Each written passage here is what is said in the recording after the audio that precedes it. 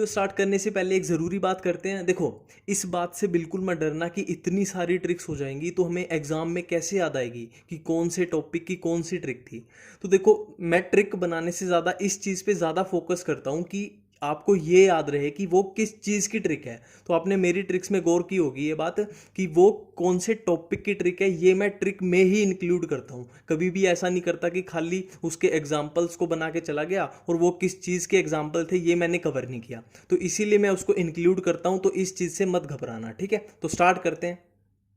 पहले बात करते हैं क्लासिफिकेशन की। देखो, क्लासिफिकेशन की जब भी हम बात करते हैं तो हमारे माइंड में एक ही पॉइंट आता है कि जो 5 किंगडम क्लासिफिकेशन था वो दिया था आर.एच. विटेकर ने, पर बाकी के जो हैं जैसे 3 किंगडम किसने दिया, 6 किंगडम किसने दिया, ये सब हमें याद नहीं होते, बार बार भूल जाते हैं। मैं मानता हूँ बाकी के एनसीईआरटी में दिए नहीं हुए, पर फिर भी उनसे रिलेटेबल कई बार क्वेश्चन पूछ लिया गया है, तो हमें ये याद होने ही चाहिए, ठीक है। तो लगाते हैं सिंपल सी ट्रिक। देखो, हमें क्या याद रहता है, आर.एच. विटेकर, और मैं बोल रहा हूं आपको सिर्फ और सिर्फ आर.एच. विटेकर ही याद रखना है, बाकी के अपने आप याद आ जाएंगे। तो हमें कुछ नहीं याद करना। आर.एच. विटेकर ने खुद हमें प्रॉमिस किया है कि बाकी के क्लासिफिकेशन किसने किसने दिए थे ये खुद आर.एच. विटेकर ही हमें याद दिलाएगा। और याद कैसे दिलाएगा? देखो, आर.एच. विटेकर याद दिलाने के लिए क्या करेगा, हरे कलर की कैप पहन के दो कार के बीच खड़ा हो जाएगा।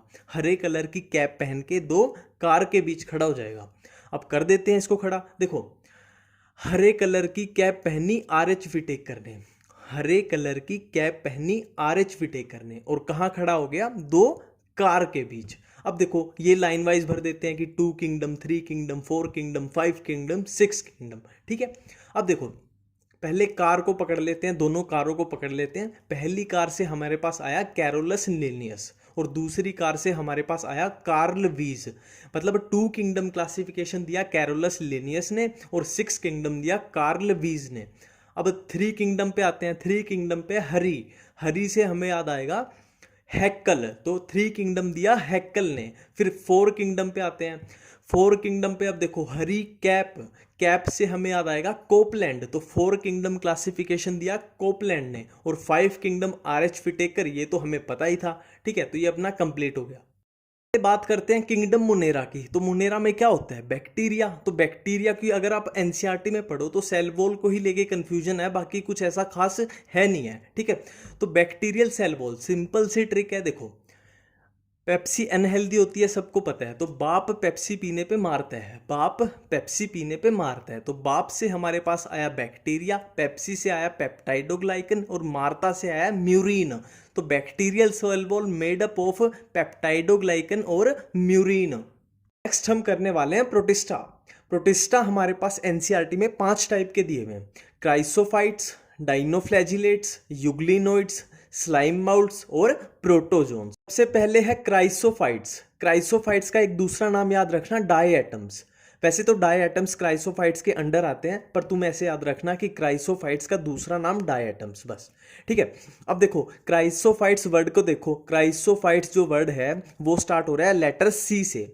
सी for chrysophytes, C for chief producers. तो chief producers of the ocean कौन से हो गए, क्राइसोफाइट्स। अब फिर से सी को पकड़ लो, सी फॉर क्राइसोफाइट्स, सी फॉर चमकदार। चमकदार मतलब क्राइसोफाइट्स की सेल वॉल में होगी सिलिका, सिलिका होगी, इसलिए वो सी फॉर चमकदार है, ठीक है।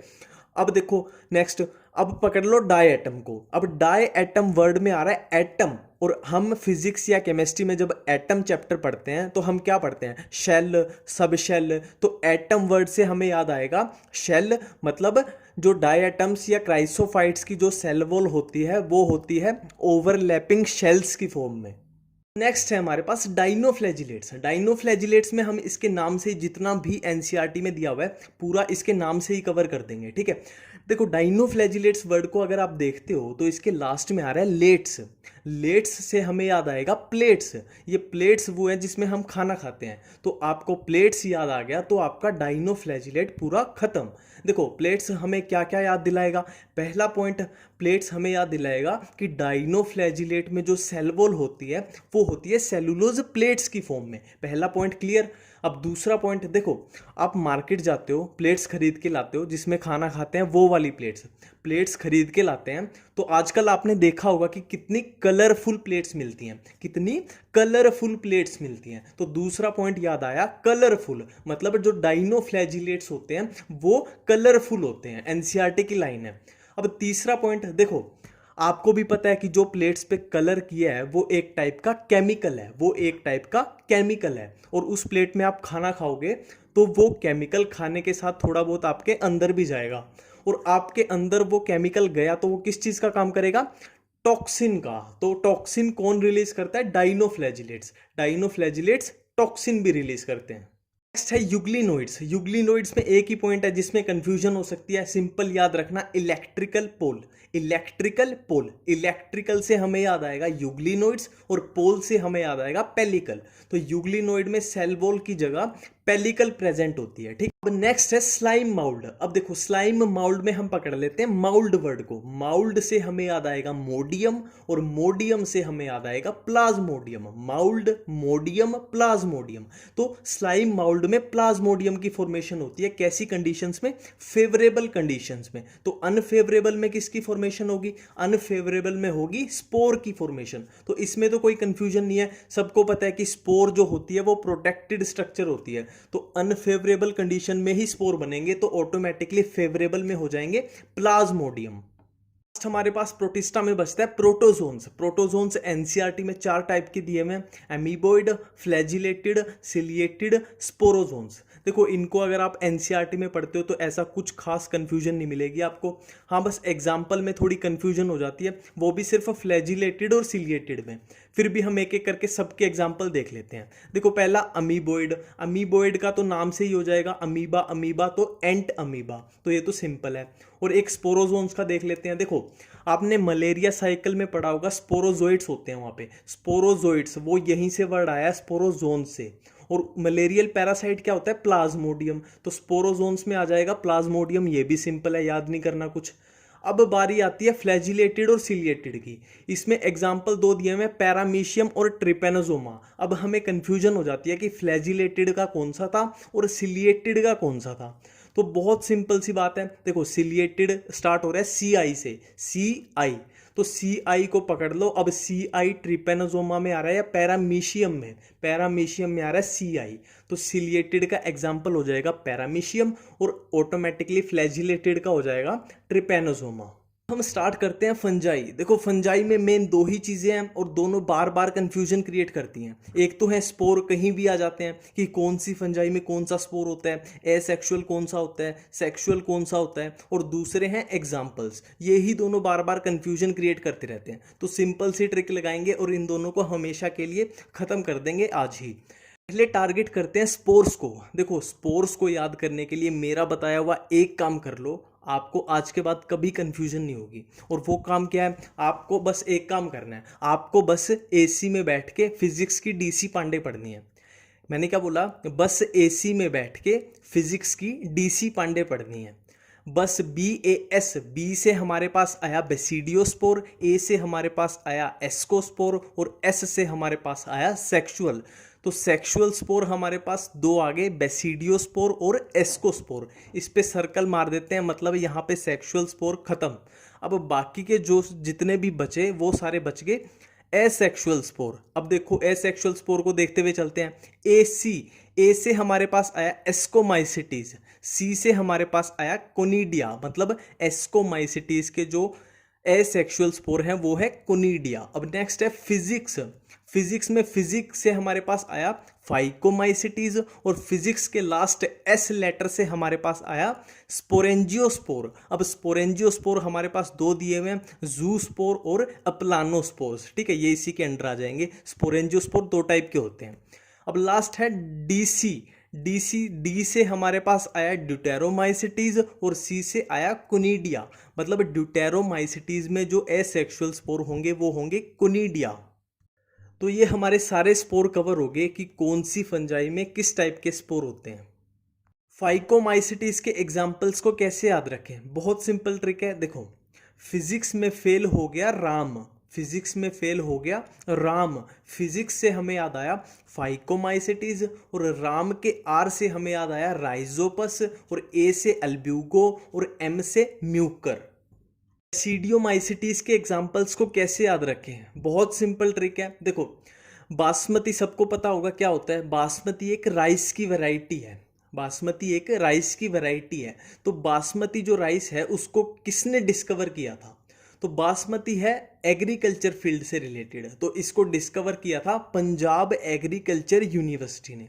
बासमती राइस को डिस्कवर किया पंजाब एग्रीकल्चर यूनिवर्सिटी ने। तो बासमती के BAS से हमें याद आया बेसिडियोमाइसिटीज, और Punjab agriculture university PAU, P से हमारे पास आया पक्सीनिया, A से हमारे पास आया अगेरिकस, और U से हमारे पास आया अस्टिलागो। ड्यूटेरोमाइसिटीज के एग्जाम्पल्स को कैसे याद रखें? देखो सिंपल है, कुत्ते बिल्ली का खेल है। मतलब ड्यूटेरोमाइसिटीज के D से हमें याद आया डॉग, और डॉग किसके पीछे भागेगा? कैट के पीछे। तो कैट के C से हमारे पास आया कलेक्टोट्राइकम, A से हमारे पास आया ऑल्टरनेरिया, और T से हमारे पास आया ट्राइकोडर्मा। तो एस्कोमाइसिटीज के NCERT में 8-9 एग्जाम्पल दिए हुए हैं, तो इतने सारे एग्जाम्पल्स को मैं ट्रिक से याद करने की एडवाइस बिल्कुल भी नहीं दूंगा। देखो, फील गुड कराना अलग बात है, मैं अभी आपको फील भी करा दूंगा ट्रिक बता के कि हाँ यार बहुत अच्छी ट्रिक बताई, पूरा याद हो गया, पर मेरे को पता है वो आपको एग्जाम में याद नहीं आएगा। पर फिर भी किसी को लगता है कि यार ट्रिक चाहिए, ट्रिक चाहिए, तो मेरे पास ट्रिक तो है, तो मैं उस ट्रिक को डिस्क्रिप्शन में भी डाल दूंगा और कमेंट करके उसको पिन भी कर दूंगा, ठीक है। नेक्स्ट हम करने वाले हैं कि वायरस के रिलेटेड जितनी भी ट्रिक्स हैं, जितनी भी कंफ्यूजन्स हैं, तो सबसे पहले हम वायरस के रिलेटेड जितने भी साइंटिस्ट NCERT में दिए हुए हैं, सबसे पहले उनको निपटा लेते हैं। तो स्टार्ट करते हैं। सबसे पहले है कि नेम वायरस गिवन बाय, कि जो वायरस नाम था वो किसने दिया, मतलब वायरस का नामकरण किसने किया। अब नामकरण कौन करता है? नामकरण करते हैं Pandit ji. P for Pandit ji, P for Pasteur, खत्म। नेक्स्ट है कि कौन से साइंटिस्ट ने बताया था कि जो वायरस है वो टोबैको में मोज़ेक डिजीज कॉज करता है। अब देखो, टोबैको वर्ड से हमें याद आएगा सिगरेट, सिगरेट में टोबैको होता है, तो टोबैको से याद आया सिगरेट। तो सिगरेट का धुआं लोग कहाँ उड़ाते हैं? स्काई में, आसमान में, स्काई में। तो स्काई से हमें याद आ गया इवानो स्काई। तो इवानो स्काई ने बताया था कि virus mosaic disease of tobacco cause करता है। नेक्स्ट है कि जो ये टर्म है कंटेजियम वाइवम फ्लूइडम, इसका यूज वायरस के लिए किसने किया था? तो देखो, हर वर्ड का पहला पहला लेटर उठा लो। कंटेजियम से उठाया C, वाइवम से उठाया V, और फ्लूइडम से उठाया F। तो ये बन गया CVF। तो ये देखने में ऐसा नहीं लग रहा कि चाइना वर्सेस फ्रांस का कोई मैच है, चाइना वर्सेस फ्रांस का कोई मैच है। और चाइना का मैच है तो कहाँ पे खेला जाएगा? चाइना की कैपिटल में, मतलब बीजिंग में। तो इसका आंसर हो जाएगा MW बिजरैन, जो भी इसको आप बोलते हैं बिजरैन की, बीजिंग से याद आएगा बिजरैन के। तो कंटेजियम वाइवम फ्लूइडम यूज किया था बिजरैन ने, ठीक है। अब नेक्स्ट है कि वायरस के क्रिस्टल किसने बनाए थे? वायरस के क्रिस्टल किसने बनाया था? तो ये इसके नाम में छुपा हुआ है, साइंटिस्ट का नाम। अगर क्रिस्टल वर्ड में आप क्राई को काट देते हो तो हमारे पास बचता है STAL, तो ये याद दिला देगा स्टैनले की। ये तो नाम से याद आ गया, ठीक है। अब लास्ट है वायरस का साइंटिस्ट, वायरस रिलेटेड। वायरोइड की डिस्कवरी किसने की थी? अब देखो, वायरोइड नाम को आप देखो, वायरोइड नाम ऐसा नहीं लग रहा कि मिलके बना है वायरस प्लस D से। वायरस प्लस D को मिला दे तो बनता है वायरोइड। तो D से हमें याद आ जाएगा डाइनर, D से हमें याद आएगा डाइनर, कि डाइनर ने डिस्कवरी की थी वायरोइड की। वायरस के रिलेटेड लास्ट कंफ्यूजन को भी दूर कर लेते हैं। देखो, जब हम वायरस पढ़ते हैं तो ये तीन चीज़ें हमें बार बार कंफ्यूज करती हैं। पहला वायरस, दूसरा प्रायोन्स, तीसरा वायरोइड्स। तो देखो, इनमें क्या डिफरेंस होता है? वायरस का तो हम सबको पता है कि वायरस में न्यूक्लिक एसिड भी होता है और प्रोटीन भी होता है। अब नेक्स्ट आ जाओ प्रायोन्स पे। देखो, प्रायोन्स स्टार्ट हो रहा है P से, तो P for prion, P for protein. तो प्रायोन्स में होगा ओनली प्रोटीन, इसमें न्यूक्लिक एसिड होता है एब्सेंट।